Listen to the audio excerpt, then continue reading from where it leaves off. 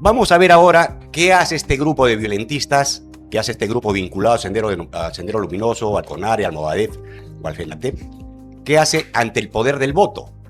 Sí. Vamos a ver cómo permanece su espíritu de lucha y de agitadores y de violentistas ahora que se tienen que enfrentar a diputados o senadores del nivel de confrontación ideológica como el que tenemos acá, el señor diputado Baella. Así es. Vamos a ver si ahora no ceden ante las presiones y los gustos del poder.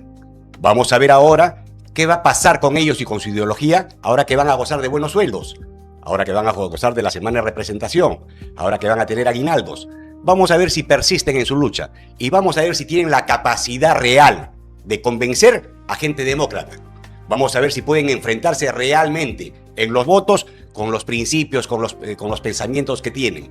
Hoy en Dime la Verdad tenemos grandes revelaciones, tenemos temas muy importantes, trascendentales, exclusivas, que se han ido materializando desde que las anunciamos. Nuestro tema de investigación, uno de los principales desde la caída de Piero Corvetto, fue la elección del nuevo jefe de la OMPE a cargo de la Junta Nacional de Justicia y de los tribunos, de los miembros del Pleno. Nuestro tema de investigación fue la elección, los dos finalistas, Loyola Cajadillo y la señora Amparo Ortega Campana.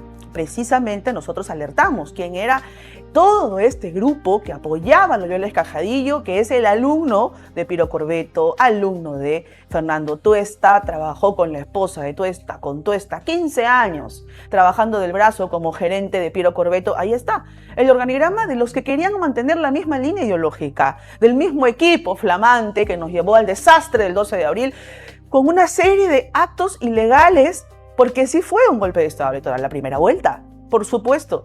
Por eso cuando pasamos la proclamación de Burneo para la segunda vuelta entre Roberto Sánchez y la señora ya elegida Keiko Fujimori, la señora presidenta electa, dijimos que ninguno de los dos podía decir absolutamente nada sobre la OMPE ni el Jurado Nacional de Elecciones, cosa que sí lo hizo alguien que no quiere aceptar su derrota en ningún idioma, Roberto Sánchez. Vamos a hablar hoy en exclusiva qué pasó con el proceso, cómo se cayó Loyola Cajadillo, cómo lo denunciaron. Dijimos que tenía denuncias por pensión de alimentos, por no reconocer a su hijo, denuncias en la Contraloría General de la República por tomar fondos que no le correspondían como jefe del RENIEC. ¿Cómo pasó todo eso y llegó como finalista? Al final lo descalificaron, lo que dijimos nosotros. Estamos hoy con bastante información exhaustiva, de investigación, en exclusiva. Vamos a hablar también, analizar los candidatos del puño de Abimael, que fueron los aliados de Sendero Luminoso en su momento, del CONARE Movadef, de Guzmán, del genocida Abimael Guzmán, y que ya son elegidos y están en el Parlamento, en la Cámara de Diputados, por supuesto, para llevar la consigna de destrucción y la asamblea constituyente que ha dicho Antauro. Los asambleístas constituyentes adoradores de Abimael Guzmán que levantan el puño de Abimael, hoy vamos a hablar de ellos, los antecedentes, quiénes son, cuántos son, cuáles eran sus objetivos y qué lugar ocupaban dentro de la cúpula del Movadef, del CONARE y de, por supuesto, todos estos grupos adoradores, desestabilizadores que van con todo el odio y toda la furia a precisamente dinamitar el Parlamento, porque eso es su labor y siempre lo han hecho, y ese era el plan: destruir el sistema democrático, destruir las instituciones para que nada funcione y luego ellos vengan con la gran solución, tal y como hicieron en Chile y lo cocinaron perfectamente en Venezuela, hasta materializarlo. Vamos a presentar a nuestros invitados del día de hoy. Los dos son hombres, héroes de la patria, luchadores contra el terrorismo y por supuesto también tanto del grupo del Ejército Militar y la Policía Nacional para hablar de este tema. El Movadef de Sendero en el Parlamento, en la doble cámara, en la Cámara de Diputados. Ya está con nosotros el general Baella, el jefe de la DIRCOTE y flamante diputado electo y ya con credenciales. Bienvenido, general, ¿cómo está? Muchas gracias, Claudia. Buenos días. El general Roger Ceballos es comando Chavín de Huántar, nuestro héroe de la patria. Bienvenido, general, ¿cómo está? Gracias, Claudia, buenos días. Mi estimado diputado, buenos días. Sí, felicidades al señor diputado. Qué bueno que tenemos un representante de las Fuerzas Armadas, tanto como Alex Segura, es comando Chavín de Huántar, y también como el general Baella, jefe de DIRCOTE. Para ambos, todo este tema de el regreso del Movadef al Parlamento, ¿cómo los ha encontrado en el contexto tanto de seguridad de Estado como de avance ideológico de Sendero Luminoso. Sabíamos que iban a ganar, sabíamos que Puno tenía como objetivo que estuviera Tito Rojas, por ejemplo, que estamos viendo en pantalla, César Hugo Tito Rojas. Él fue elegido por sus correligionarios de Puno. Él es el fundador del Movadef en Puno. El Conario Movadef, brazo político de Abimael Guzmán, está en los manuales.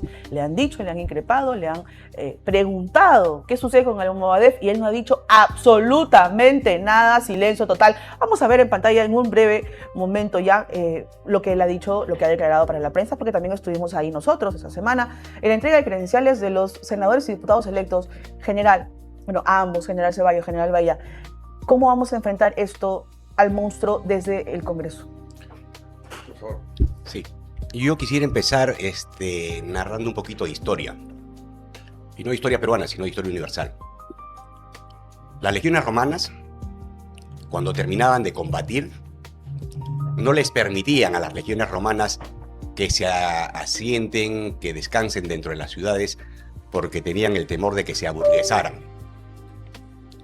Entonces les permitían que acampen fuera de las ciudades para que mantengan el ímpetu de lucha y el sentido de guerrero profundo. Ahora tenemos en el Parlamento, estaba repasando, tenemos a 11 representantes. 11 representantes, 2 en el Senado y 9 en la Cámara de Diputados, que son vinculados a Sendero Luminoso o al MRTA. Tenemos, por ejemplo, a Iber Maraví, tenemos a Moisés Chipana en la Cámara de Senadores, tenemos a César Tito Rojas, Alejandro Manay, Andrés Ramos, Eliseo Ramos Cosmes o Ilso Ramos Conde, Jesús Pérez, Alcahuamán, Humberto Morales, Pedro Miguel Prieto, Anaí Durán y Dante Castro. Exacto. Pero una cosa es con guitarra y otra cosa es con cajón.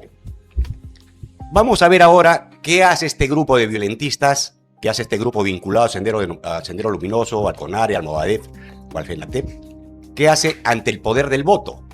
Sí.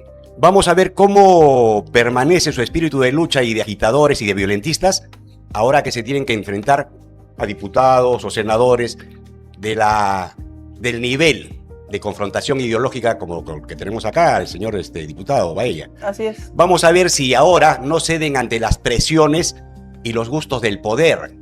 Vamos a ver ahora qué va a pasar con ellos y con su ideología ahora que van a gozar de buenos sueldos, ahora que van a gozar de la semana de representación, ahora que van a tener aguinaldos. Vamos a ver si persisten en su lucha y vamos a ver si tienen la capacidad real de convencer a gente demócrata. Vamos a ver si pueden enfrentarse realmente en los votos con los principios, con los pensamientos que tienen. Yo creo que les voy a dar un poquito de tiempo.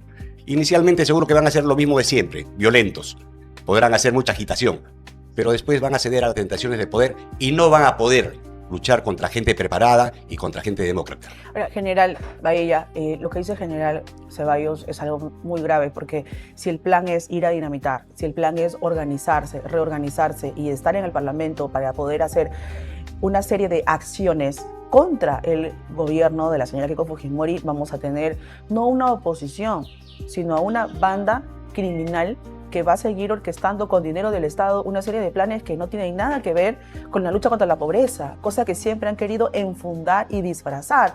Ellos, como ya sabemos, se disfrazan de diferentes pieles. Un día tienen la piel del feminismo, dicen que están con la mujer, con la madre abandonada, y eso es totalmente falso, porque si son pro aborto, no hay madre, para empezar. Segundo lugar, hablan de la niñez. ¿Cuál niñez? Si promueven que los niños de 8 años se operen y se cambien de sexo, porque eso es cierto.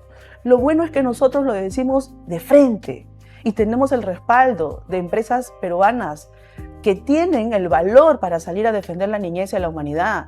Y ya no nos vamos a callar, ya no vamos a estar dando con pinzas, informando de manera noticiosa, cosas que ya no tienen sentido decir, porque la base y la raíz está precisamente en la defensa del mercado, de nuestro sistema financiero, del BCR, del empleo y de la familia y de la vida.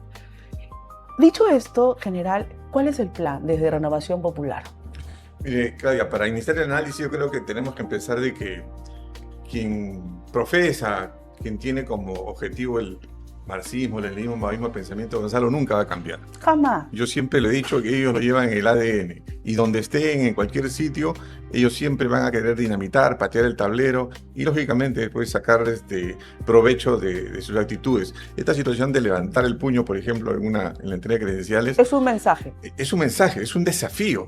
Es un desafío especialmente a todos los peruanos, ¿no? Que ellos van a seguir con ese plan que tienen. Esto no es coincidencia que hayan llegado esta cantidad de personas al Congreso, tanto en diputados como en senadores. Esto viene de atrás, de parte Bueno, o de sea, Puno, Ayacucho, Cusco. Así es, pero viene de atrás Esa de parte de una representación. estrategia de sendero luminoso. Recordemos que cuando cae Abimael Guzmán, para que el partido no se desmorone, él cambia de estrategia. Con las reglas bobas de la democracia. Exactamente. Tú lo has dado en el clavo, ¿no? Lucha política con armas, que es el terrorismo, a lucha política sin armas. Mira, desde esa época ya lo tenemos en el Congreso. Se cambiaron de camisetas.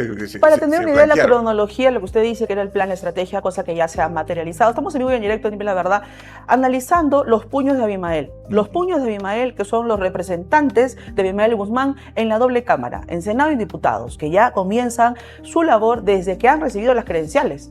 Desde que han recibido las credenciales, ellos ya son diputados y senadores. Formalmente, oficialmente, legalmente. Ya están en el uso del ejercicio de la facultad de ser autoridades. Estamos analizando esto. ¿Y desde qué año, general, cuando usted era también parte de DIRCOTE y se encuentran los manuales y se le allana la celda a Abimael Guzmán? ¿Qué sucedió en ese momento? ¿Qué año fue? El año 2008, una operación que se hace para buscar... Hace 18 años. Hace 18 o sea, años. un voto joven. Un voto joven, ¿no? Tal cual. Se le encuentra a Abimael Guzmán un plan de construcción del partido. Y ahí específicamente dice pues que se tienen que constituir organismos generados, lo que ellos llaman, ¿no? Y la creación específicamente del MOADEF. Y eso se le encuentra, ese plan tiene fecha 2008. En el año 2017, 2016, 15, que se incauta ese documento. Al año siguiente se crea el MOADEF. Exacto. ¿Y quién lo crea? ¿Quién es el coordinador principal? ¿Quién es el encargado del comité electoral del MOADEF acá en Lima? César Tito Rojas, ahora congresista de la República. O sea que no me puede decir pues que él no sabe, ni tampoco porque no sabía qué cosa era el MOADEF, ni tampoco qué cosa es Sendero Luminoso, ¿no? Ya lo tenemos en el Congreso y lamentablemente pues estos señores, si llegan a dinamitar, yo les pediría, y a través de tu programa para que sepa todo, yo creo que antes de ellos de estar en el Congreso deberían pedir públicamente perdón a todo el pueblo peruano. Jamás. Por todas las viudas, por todos los niños huérfanos que han dejado y por todos los atentados que han hecho, ¿no? Porque ellos son parte del MOADEF y el MOADEF, recordemos que está proscrito en el Perú. Recordemos, general, tal cual lo que usted dice, lo acompaño en su labor de pedir esto, pero no tiene sentido, porque no lo van a hacer. Pero recordemos que en el anterior parlamento también Sendero Luminoso llegó. Realmente llegó el MRTA, ¿no? El enemigo de todos los comandos Chavín de Huántar. Ellos hicieron y representaron toda la campaña contra los comandos Chavín de Huántar. Ellos fueron los que iniciaron, persiguieron, utilizando a satélites criminales defensoras de terroristas como los abogados democráticos o como el fundado IDL que defiende el procesado por tráfico de influencias Gustavo Gorriti, que es un operador básicamente que funciona como una nave nodriza que genera abogados para salir a defender precisamente a terroristas sentenciados, no sospechas. Lo que pasa es que a los jóvenes quisieron inyectarles toda una serie de dudas y de falsas creencias, de escenarios, crearon falsos escenarios delictivos, pero contra los militares, en donde a todos los incluyeron sin tener ninguna prueba de nada, para decir que los militares son asesinos y los policías son criminales. Basado en esa falsa retórica en la que mezclaban absolutamente a todos, minimizaron la responsabilidad de los reales sanguinarios y delincuentes. Los reales. Es como si yo inventara una historia, una epopeya, en el que hay un anciano usurero que no le pagaba a sus empleados y un día le robaron. Y mi metáfora y mi mensaje es para los niños que leen el cuento de mi epopeya, de mi fábula: haz el bien porque de lo contrario vendrá la justicia y te quitará todo lo que tienes, porque era de ellos y les correspondía. ¿De qué manera quieres hacer pagar a un usurero robándole y que otras personas vengan y lo asesinen? Claro, son fábulas que introdujeron en la mente de personas jóvenes, niños, adolescentes, que sembraron el odio. El Comando Chavín de Huántar fue el principal objetivo del MRTA. Guillermo Bermejo estaba en el Parlamento el anterior Congreso.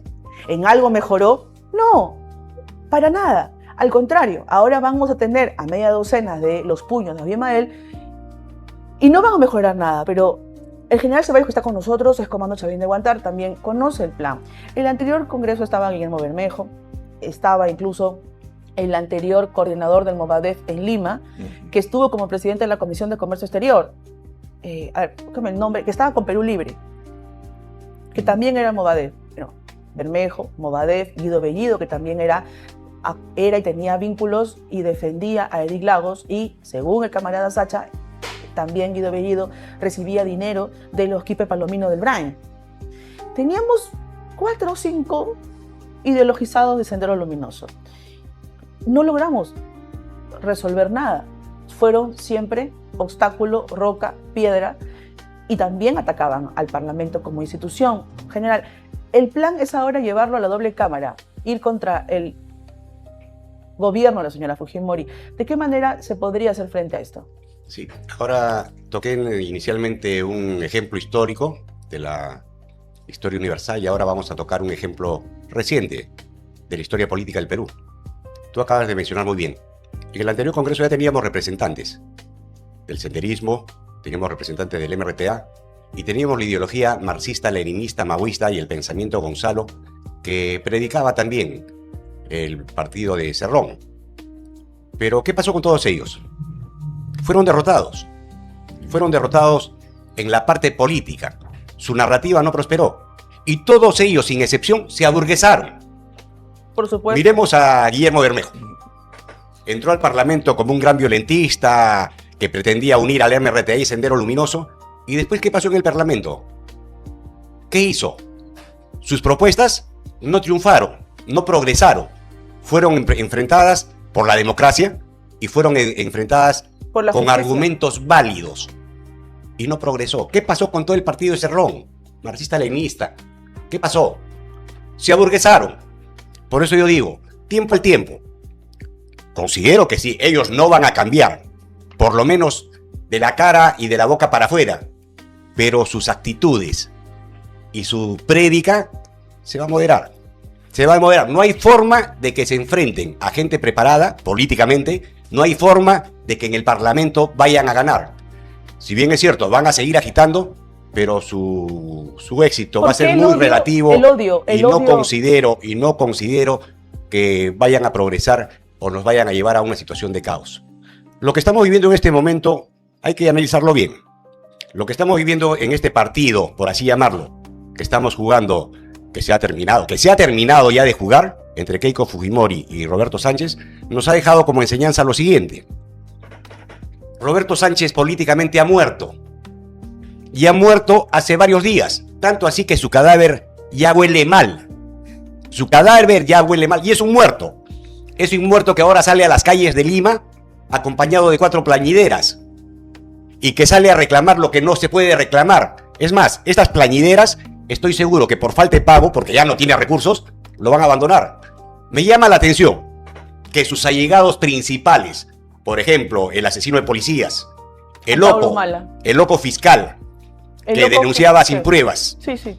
El tipo que se robó un canal, que estafó con un canal. El individuo que dio albergue en una universidad para que se junten violentistas. Y que robó un banco. Que todos ellos lo hayan abandonado. Se encuentra solo y su cadáver sigue botado y sigue oliendo mal. Entonces yo creo de que esa muerte trae otras consecuencias políticas. Ese discurso de violencia, ese discurso de ideología y de narrativa falsa va a ser derrotado. Lo aseguro, va a ser derrotado. Y a Bobby le digo que voy a hacer un yapetón. Voy a hacer un yapetón para que él sea enterrado con todos los honores que le corresponden. Los honores de la historia que lo convertirán en nada. Espero, Claudia, tú que eres una persona de buena fe y de buen corazón, contribuyas con una china para proceder al yapetón y al entierro de ese difunto. Yo no voy a contribuir absolutamente con nada. Pero para los fieles seguidores de este grupo, tenemos que recordar un tema específico. Roberto Sánchez Murió políticamente, es cierto, coincido con el general Ceballos, pero aquí hay un detalle muy importante que no tiene que dejarnos pasar. Se tiene que recordar a la ciudadanía y a esa bancada que él ha llevado que tiene que agradecer infinitamente al desastre de Piero Corvetto en la OMPE, porque sin él no hubiera logrado esa Cámara de Senadores que tiene representativos y de diputados. Él no lo hubiera conseguido. En realidad, él se robó senadores y diputados de otros grupos. Se ha robado diputados y senadores de Renovación Popular, de Fuerza Popular, hasta del señor, yo no me acuerdo del señor, su nombre, el ex ministro de Defensa. El señor Nieto. Mira, la verdad que me parece alguien, la verdad que tan insignificante políticamente hablando, porque el señor, aparte de que dijera lo único en segunda vuelta, de que Tito Rojas es fundador de Movadef, no dijo nada más. Nunca dijo nada más, ni siquiera porque le robaron votos en Lima, porque el día que se complementó la elección del día 13 de abril, él ganó. Los votos mayoritariamente fueron para él. Miren cómo es que en política nadie sabe para quién trabaja. Nadie sabe para quién trabaja. Yo creo que el general ya aprendió muchísimo de eso ahora que participó por primera vez en una elección popular y también ganó. Es una cosa muy sui generis, exitosísima además de su parte. Pero mi pregunta es, en la primera vuelta, él no tenía por qué estar. Y él sabe muy bien que su aparición ha sido producto de los mecanismos de fraude de la primera vuelta, de impedir a través del golpe de Estado electoral, porque es un golpe de Estado poner tanques o impedir que la gente vote, llegue a manifestar, llegue a materializar el voto. Ahí ya tienes más de 1 millón de electores que no pudieron sufragar. Aunque Roberto Burneo diga que son 80.000 y se ponga a contar, bueno, pues él pasó segunda vuelta por 20.000 y así fueran 80.000 en Lima, que no es voto comunista, automáticamente ya no tendría bancada, pues. Así es. Porque si repartimos los 80.000 entre los que tienen más votos en Lima, el señor Rafael López Aliaga, la señora Keiko Fujimori, el señor Neto Montesinos y hasta el señor que se robó el canal, sería una repartición de votos. A él no le tocaría nada y él hubiera estado en 5º lugar o en 6º lugar. O sea, ¿de qué estamos hablando? Tenemos que decir las cosas legales, porque decir lo contrario es estar fuera de la ley. Pero aún así, ellos están. En la primera vuelta ocurrió esto. Vamos a ir con el documento que es exclusiva, porque nuestro caso, nuestra investigación, ha dado sus frutos.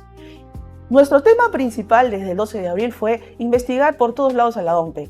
Habíamos encontrado más de 6 casos exclusivos de investigación que realizamos junto con nuestro equipo. Uno, el problema de la sentencia al que maneja el conteo de votos en el sistema de la OMPE. El segundo, encontramos los proveedores corruptos como el que hizo la auditoría interna, que era el mismo sujeto que fue sancionado 2 veces como proveedor en otras instituciones como en el MTC, como en Provías. Los encontramos y los denunciamos. Luego nos difamaron a nosotros. Luego los volvimos a denunciar. Y así nos hemos pasado más de 60 días investigando. Otro tema importantísimo que encontramos en la OMPE fueron los elementos del modus operandi de cómo querían seguir. 25 años han estado dominando la OMPE. Esta es aquí la mafia ideológica de izquierda. Desde la OMPE que comenzaron desde el año 2001 con Tuesta Soldevilla. Aquí está en el pleno todos los nombres identificados, Corvetto como gerente y cómo se pasaron de la OMPE al RENIEC, del RENIEC a la OMPE, cómo puso Tuesta a su pareja como gerenta, jefa de asesores del RENIEC y de cómo Loyola Escajadillo, que quedó como finalista, había trabajado con ellos 15 años. Con Corvetto del Brazo como gerente, con Bernardo Pachas, hoy el ventríloco que quedó a cargo como interino y que debe estar bailando porque por estos retrasos es probable que él vea las elecciones municipales y regionales. Y de cómo también danzaban con el otro sujeto, Jorge Irribarren, jefe del RENIEC, que era jefe de Loyola Escajadillo, jefe de la esposa de Fernando Tuesta, jefe de Corvetto, jefe de Pachas en el RENIEC, que era candidato de Roberto Sánchez. Extremista de izquierda, comunista declarado. Y es nuestra investigación. ¿Cuáles son los frutos que hoy vemos que han caído de este árbol putrefacto? Veamos. Esta semana ocurrieron 2 hechos graves sobre nuestras investigaciones.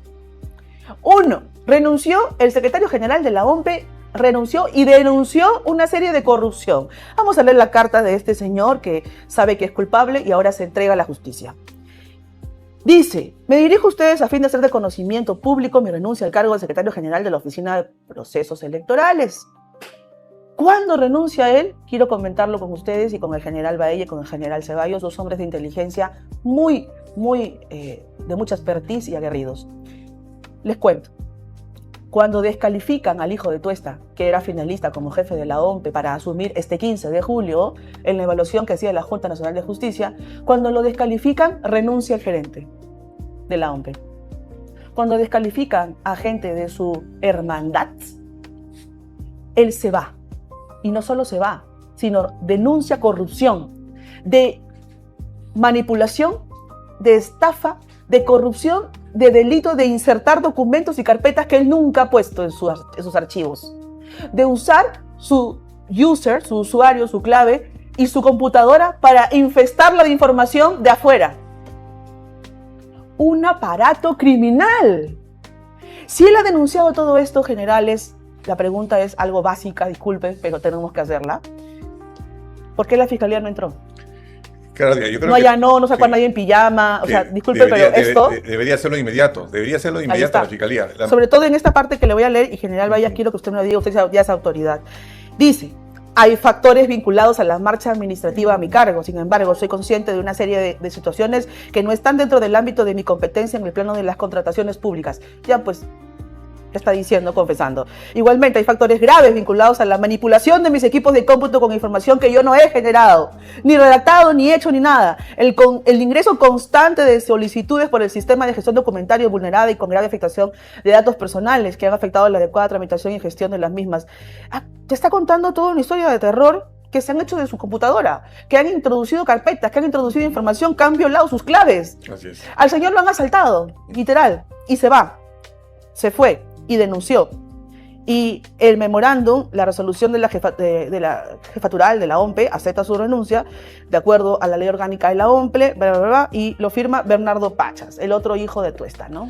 Tú has dicho se va cuando el otro señor que lo sucedía, ¿no? Que iba a entrar como jefe de ellos, se descalifica y se suponía que iba a entrar la señora que quedó como finalista, la señora Ortega Campana.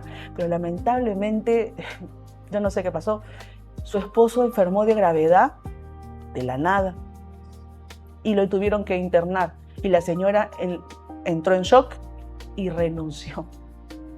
Esto ha pasado. La señora está en este momento en música con su esposo. General. Claudia, yo creo que tú estás poniendo en evidencia una, como tú le has denominado, hermandad. Una hermandad donde todos dan vueltas, donde hay una organización ya prevista para esta situación. Denunciada por el señor, el árbol años criminal. Por el secretario. Estas graves irregularidades que él ha denunciado en su carta de renuncia, yo creo que es una noticia criminal suficiente para la intervención del Ministerio Público, ¿no? Y también vayamos un poco más allá, ¿no? Mira lo que está sucediendo en este sistema electoral de 3 instituciones que lamentablemente pues nos han traído problemas. Esto sería, digamos, y tiene que ser un objetivo para el nuevo Congreso de buscar nuevas, digamos, opciones para cambiar este sistema electoral. No conviene, no reafirma ni tampoco es veraz que se pueda o no en un momento dado con este sistema tergiversar el voto popular. Y yo creo que eso no lo podemos permitir, ¿no?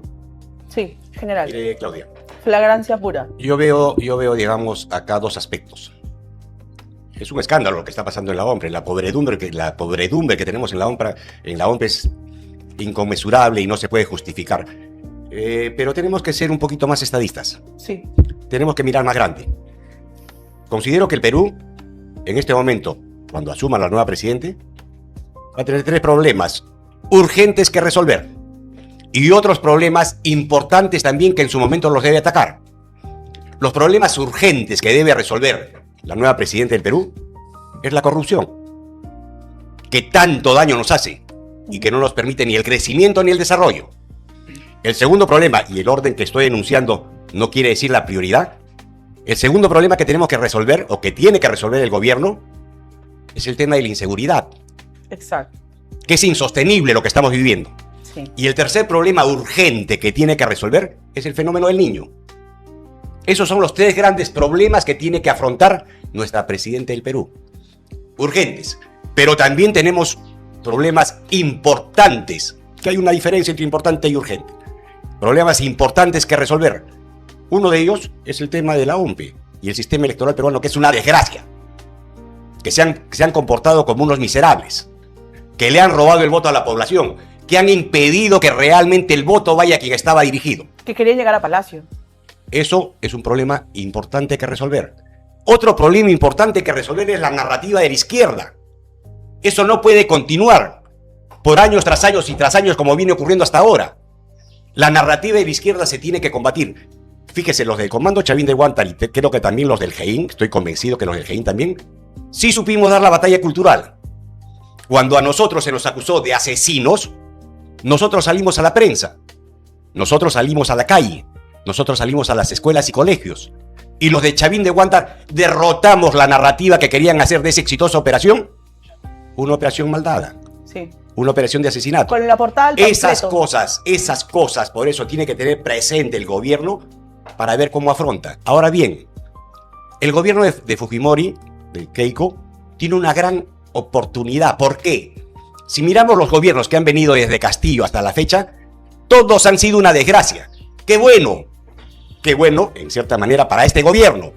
Porque si ellos oportunamente toman medidas de impacto en los temas que he enunciado, de carácter urgente, la criminalidad y todos esos, yo estoy seguro que va a lograr cambiar la ideología, la mentalidad que sembró a Abimael Guzmán para dividir al Perú. Ahora, el puño de Abimael Guzmán no pudo instalarse en Palacio.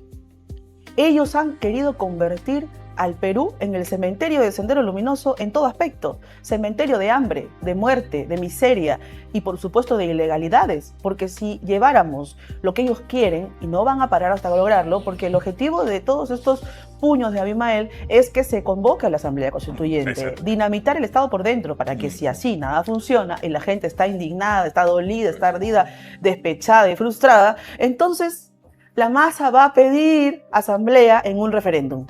Vamos al referéndum. Yo estoy segura que la señora Fujimori lamentablemente va a aceptar el referéndum, porque es una persona, le envío el saludo, por supuesto, respectivo y las felicitaciones, pero es una persona débil. Es una persona débil.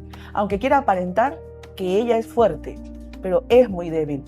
Se vio nomás que su estado emocional no está preparado cuando Roberto Sánchez, que no es nadie políticamente, una arberja, una alcaparra es más relevante, le dijo sobre su familia y la quebró.